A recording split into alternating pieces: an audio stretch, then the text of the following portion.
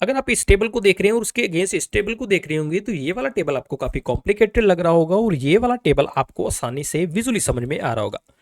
अब ये जो दोनों टेबल हैं मैंने एक ही डाटा से बना रखे हैं, बट यहाँ पे जो हमने पहली बार टेबल बनाया वो यहाँ पे कुछ इस फॉर्म के अंदर आया, उसको चेंज करके हमने इस फॉर्म के अंदर किया। अब हमारा यहाँ पे मकसद ये था कि हमारे पास जो डाटा है उसके अंदर हमारे पास मल्टीपल क्राइटेरिया यानी कि मल्टीपल आइटम्स हैं। यहाँ पे आप देख रहे हैं कि मेरे पास मल्टीपल आइटम्स हैं जिसके अंदर आइटम नेम है, आइटम कोड है, सेल्स मैन है और यहाँ पे सेल्स एरिया भी है। अब मुझे यहाँ पे इस डाटा के ऊपर एक टेबल क्रिएट करना है ताकि मुझे डाटा विजुअली आसानी से समझ आ जाए। और हम यहाँ पे पाइवट टेबल का इस्तेमाल ही इसलिए करते हैं क्योंकि हमारे पास अगर बहुत बड़ा डाटा है और हमें उसको समझ में दिक्कत आ रही है तो पाइवट टेबल क्या करता है, हमें एक टेबल के फॉर्म में कुछ इस प्रकार से डाटा प्रेजेंट करके दे सकता है। ये हमारी रिक्वायरमेंट के हिसाब से ही चलता है। तो यहाँ पे हमने अपनी रिक्वायरमेंट के हिसाब से एक टेबल क्रिएट किया। बट यहाँ पे कंसर्न ये है कि जब मैंने पहली बार इस टेबल को क्रिएट किया तो यहाँ पे जो मेरे पास टेबल बन के आया था वो यहाँ पे कुछ इस प्रकार से बन के आया है। ये बिल्कुल कॉम्प्लिकेटेड है, ये हमें बिल्कुल समझ में नहीं आ रहा।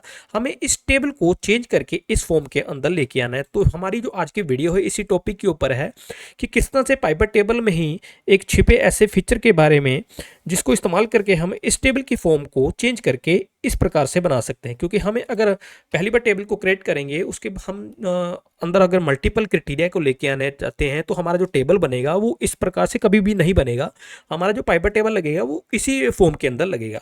तो इस फॉर्म को हमें चेंज करके लेआउट को चेंज करके कुछ इस प्रकार से बनाना है। तो हम स्टार्टिंग से सीखेंगे कि किस तरह से इस लेआउट को चेंज करके हमें इस टाइप के लेआउट के अंदर कन्वर्ट करना है और किस तरह से हमने इस टेबल के अंदर कौन कौन से फील्ड को ऐड कर रखे रखा हुआ है। ठीक है, तो फिलहाल हम यहाँ पे क्या करेंगे, डाटा के ऊपर क्लिक करेंगे, दोबारा से डाटा के ऊपर आ जाएंगे, पूरे डाटा को सिलेक्ट कर लेंगे। अब हमें यहाँ पे स्टार्टिंग से पाइवट टेबल को यूज करना है।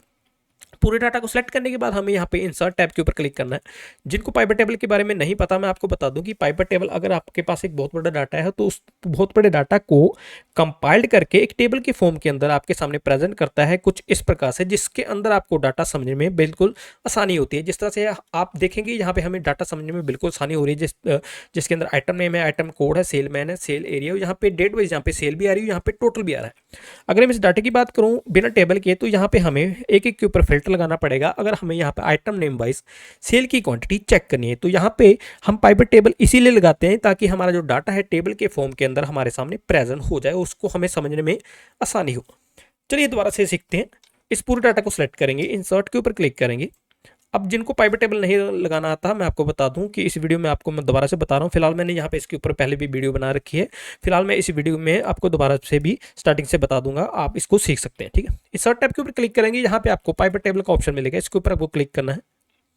फ्रॉम टेबल रेंज के ऊपर आपको क्लिक करना है, छोटी सी पॉपअप विंडो ओपन होगी, यहाँ पे आपको दो ऑप्शन मिलेंगे, न्यू वर्कशीट का, दूसरा ऑप्शन मिलेगा आपको एग्जिस्टिंग वर्कशीट का। अगर आप न्यू वर्कशीट के ऊपर क्लिक करते हैं तो आपकी यहाँ पे न्यू वर्कशीट बन जाएगी, उसके अंदर आपका टेबल बन जाएगा विद फील्ड।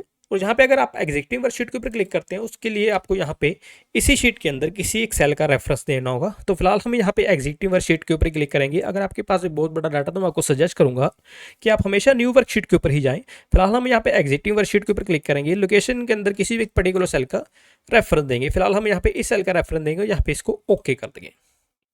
जैसे ओके करेंगे, अगर आप पहली बार यूज कर रहे हैं तो आपको ओके करने के बाद यहाँ पे दो ऑप्शन मिलेंगे। यहाँ पे आपको पहला ऑप्शन मिलेगा पाइवट टेबल फील्ड का, यहाँ छोटी सी विंडो ओपन हो जाएगी जिसके अंदर आपका पूरा का पूरा डाटा यहाँ पे प्रेजेंट होगा। उसके नीचे यहाँ पे आपको चार सेक्शन मिलते हैं जिसके अंदर फिल्टर है, कॉलम है, रोज है और वैल्यूज है। फिल्टर के अंदर आप अपनी कोई भी कॉलम से रख सकते हैं अगर आप फिल्टर वाइज टेबल बनाना चाहते हैं। कॉलम्स के अंदर आप अपना कोई भी डाटा रख सकते हैं, जैसे डेट होगी, नेम हो गया या फिर मंथ हो गया, कुछ भी रख सकते हैं आप अपनी रिक्वायरमेंट के हिसाब से। रोज के अंदर भी आप अपना डेट मंथ वगैरह कुछ भी रख सकते हैं। वैल्यूज के अंदर आपको उन्हीं कॉलम को रखना है जो आपके नंबर्स के अंदर है। ठीक है, तो फिलहाल मैं आपको बताऊंगा कि किस तरह से आपको इन चारों सेक्शनों को फिल करना है।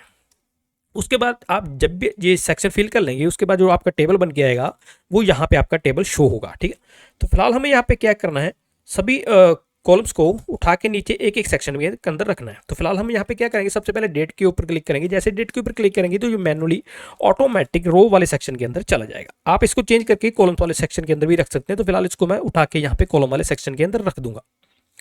उसके बाद आपको यहाँ पे आइटम नेम को क्लिक करना है, ये ऑटोमेटिक यहाँ पे रोज वाले सेक्शन के अंदर आ जाएगा। जैसे मैं इसको उठा के इन कॉलमों को सेक्शन के अंदर रख रहा हूँ तो आप देख रहे हैं कि यहाँ पे पीछे पाइवट टेबल ऑटोमेटिक बन रहा है। ठीक है, अब यहाँ पे हमारा जो सेल की क्वांटिटी है हम पहले सबसे पहले उसको लेके आते हैं। सेल्स के ऊपर क्लिक करेंगे, जैसे इसके ऊपर क्लिक करेंगे तो ये ऑटोमेटिक वैल्यूज वाले सेक्शन के अंदर चला जाएगा, क्योंकि ये सेल के जो कॉलम है ये हमारा नंबर्स के अंदर है। तो हमारा यहाँ पे पाइवट टेबल बन के आ चुका। अगर आप पहली बार पाइवट टेबल को इस्तेमाल कर रहे हैं तो हमारा जो पाइवट टेबल होगा कुछ इस प्रकार से बन के आएगा, जिसके अंदर आइटम नेम यहाँ पे शो हो रही है, यहाँ पे डेट है, डेट की क्वांटिटी, यहाँ पे उसका ग्रैंड टोटल भी आ रहा है। हमें एक एक को फिल्टर लगाने की जरूरत नहीं है। अब यहाँ पे हमारा जो कंसर्न है और हमारा जो मेन फीचर है जिसके बारे में हम जानना चाहते हैं कि हमारा कौन सा ऐसा हिडन फीचर है जो हमारे इस टेबल की फॉर्म को चेंज करके इस टेबल के फॉर्म के अंदर लेके आएगा। क्योंकि हमारे पास यहाँ पे डाटा के अंदर मल्टीपल क्राइटेरिया है, बट यहाँ पे हमने अभी सिंगल क्राइटेरिया उठा रखा है जो आइटम नेम है। अब हमें यहाँ पे इस टेबल के अंदर दूसरे क्राइटेरिया भी लेके आना है, जो हमारे यहाँ पे आइटम कोड है, सेलमैन और सेल्स एरिया है। इस टेबल के ऊपर क्लिक करेंगे, यहाँ पे हमने पाइवट टेबल फील्ड को क्रॉस कर दिया, तो उसके लिए हमें यहाँ पे ऊपर डिजाइन के ऊपर क्लिक पाइवट टेबल एनालिसिस के ऊपर क्लिक करना है। यहाँ पे आपको राइट में फील्ड लिस्ट का ऑप्शन मिलेगा, इसके ऊपर आपको क्लिक कर देना है। जैसे क्लिक करेंगे तो आपका जो फील्ड लिस्ट है टेबल का वो दोबारा से आ जाएगा। अब हमें क्या करना है, ये जो हमने 3 कॉलम है इनको भी हमें ऐड करना है।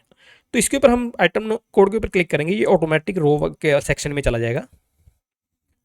सेल्समैन के ऊपर क्लिक करेंगे, सेल्स एरिया के ऊपर क्लिक करेंगे तो ये ऑटोमेटिक तीनों कॉलम्स रोज के अंदर चले जाएंगे। आप इनको उठा के कॉलम्स के अंदर भी रख सकते हैं। तो फिलहाल हमने जहाँ पे जब पाइवट टेबल लगा लिया है, बट आप देख रहे हैं यहाँ पे जो पाइवट टेबल है ये कॉम्प्लिकेटेड है, कुछ इस प्रकार से बन के आया। जो वीडियो के स्टार्टिंग में था टेबल नंबर 2 जो हमें काफ़ी कॉम्प्लिकेटेड लग रहा था, अब हमें इस टेबल को चेंज करके इस फॉर्म के अंदर लेके आना है, क्योंकि हमारे पास यहाँ पे जो मल्टीपल क्राइटेरियास है वो यहाँ पे ऐड हो चुके हैं। पहले यहाँ पे सिंगल क्राइटेरिया था, तो यहाँ पे हमारा सिंगल क्राइटेरिया बिल्कुल आसानी से हमें डाटा प्रेजेंट हो रहा था, शो हो रहा था। बट हमें यहाँ पे अगर मल्टीपल क्राइटेरिया ऐड करना है टेबल के अंदर, तो हम अगर पाइवट टेबल का इस्तेमाल करते हैं तो हमें सबसे पहले जो फॉर्म मिलेगी, पाइवट टेबल का लेआउट मिलेगा, कुछ इस प्रकार से ही मिलेगा। फील्ड लिस्ट के ऊपर क्लिक करते हैं, थोड़ा सा चेंजेस करके देखते हैं। यहाँ पे मैं डेट वाले सेक्शन को उठा के रोज के अंदर रखूंगा और यहाँ पे आइटम वाले सेक्शन को उठा के कॉलम्स के अंदर रखूंगा, तो देखेंगे कि यहाँ पे टेबल चेंज होता है कि नहीं। तो यहाँ पे आप देख रहे हैं टेबल फिर भी चेंज नहीं हो रहा, ये भी अभी भी ये काफ़ी कॉम्प्लिकेटेड है। चलिए अब यहाँ पे आइटम नेम को दोबारा से उठा लेते हैं। अब यहाँ पे डेट को फिल्टर के सेक्शन के अंदर रखेंगे तो यहाँ पे ये फिल्टर के सेक्शन के अंदर आ जाएगी। हमें यहाँ पे एक एक डेट को सिलेक्ट करना होगा, बट हमें यहाँ पे एक एक डेट को भी सिलेक्ट नहीं करना होगा। तो फिलहाल हम यहाँ पे इसको डेट को मूव करके दोबारा से कॉलम वाले सेक्शन के अंदर रख देंगे। अब हमने यहाँ पे इसको बार बार चेंज करके देख लिया, बट यहाँ पे ये जो टेबल क्रिएट होके आया है ये हमें इसी फॉर्म के अंदर मिल रहा है, जो हमें काफ़ी कॉम्प्लिकेटेड लग रहा है। बट हमें इसको चेंज करके इस फॉर्म के अंदर बनाना है। अब हम यहाँ पे पाइवट टेबल के एक ऐसे हिडन फीचर का इस्तेमाल करेंगे जिसकी मदद से हमें ये वाला जो टेबल पहले बन के आया था, या हमारा जो टेबल बन के आ चुका है, ये चेंज होके इस फॉर्म के अंदर आ जाएगा और हमें यहाँ पे आसानी से इसको समझने में भी आसानी होगी। ठीक है, तो हमें क्या करना है, इस टेबल के ऊपर क्लिक करना है। क्लिक करने के बाद आपको यहाँ पे डिज़ाइन टैब के ऊपर क्लिक करना है। डिज़ाइन टैब के ऊपर क्लिक करने के बाद आपको थोड़ा सा लेफ्ट आना है। लेफ्ट में आपको स्टार्टिंग में ही लेआउट का एक ग्रुप मिल जाएगा, इसके अंदर आपको एक रिपोर्ट लेआउट का ऑप्शन मिलेगा। इसके ऊपर क्लिक करने के बाद आपको यहाँ पे शो इन टेबुलर फॉर्म का ऑप्शन दिखेगा, इसके ऊपर आपको क्लिक कर देना है। आप जैसे क्लिक करेंगे तो जो आपका टेबल है थोड़ा सा चेंज हो जाएगा। अब आप देख रहे हैं कि यहाँ पे जो पहले डाटा हॉरिजॉन्टली था, अब यहाँ पे ये वर्टिकली हो चुका है। ठीक, अब अगले स्टेप में आपको क्या करना है, यहाँ पे इसी ग्रुप के अंदर सब टोटल के ऑप्शन के ऊपर क्लिक करना है। यहाँ पे इसको डू नॉट शो सब टोटल के ऊपर क्लिक कर देना है। आप जैसे इसके ऊपर क्लिक करेंगे तो ये जो आपका डाटा होगा कुछ इस प्रकार से बन के आ जाएगा। अब आप देख रहे हैं कि ये वाला जो टेबल है ये बिल्कुल डिट्टो इस टेबल के जैसे हो चुका है। चलिए अब इस टेबल को मूव करके इस टेबल के अंदर लेके आते हैं। इस टेबल को मूव करने के लिए हमें इस टेबल के ऊपर क्लिक करना है, पाइवट टेबल एनालिसिस के ऊपर क्लिक करना है। यहाँ पे आपको मूव पाइवट टेबल का ऑप्शन दिख जाएगा, इसके ऊपर आपको क्लिक करना है। जैसे क्लिक करेंगे आपके सामने विंडो ओपन होगी। अब आपको यहाँ पे लोकेशन वाले सेल को डिलीट करके इस शीट के किसी भी एक सेल का रेफरेंस दे देना। फिलहाल हम यहाँ पे इस सेल का रेफरेंस दे देंगे, इसको ओके कर देंगे।